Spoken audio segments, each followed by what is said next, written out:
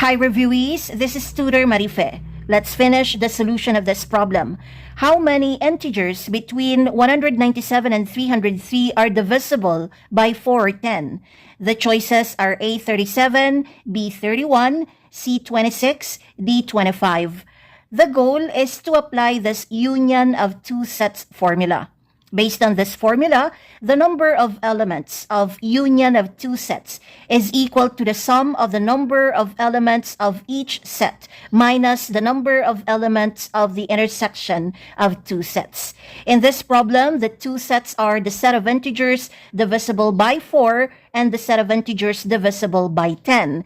And we are asked to find the number of elements of the union of two sets. So with reference to this union of two sets formula, our formula is number of terms or integers divisible by 4 or 10 is equal to